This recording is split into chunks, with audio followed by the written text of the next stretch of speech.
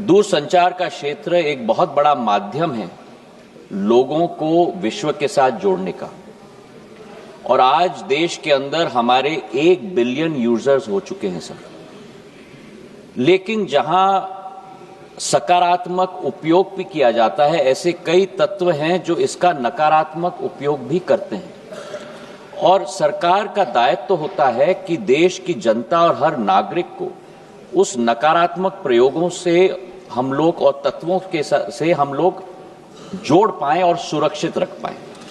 इसी सोच के साथ संचार साथी पोर्टल की हमने शुरुआत की थी सर 2023 में, और संचार साथी ऐप का प्रयोग हमने 2025 में हम लोग ने शुरुआत किया। अब संचार साथी क्या है?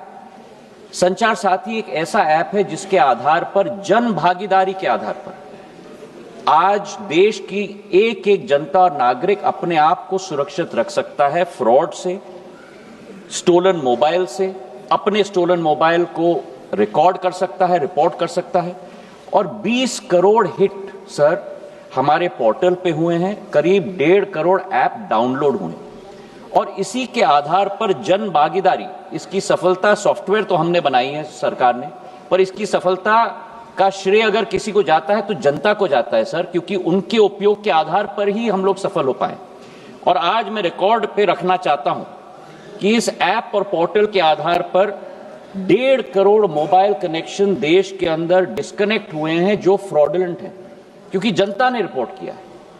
करीब 26 लाख स्टोलन हैंडसेट हम लोग ने ट्रेस किए, 7 लाख स्टोलन हैंडसेट जो उपभोक्ता है उसे हमने वापस भी कर दिया है, और 41 लाख मोबाइल कनेक्शन डिस्कनेक्ट हुए हैं, 6 लाख फ्रॉड हम लोग ने ब्लॉक किए।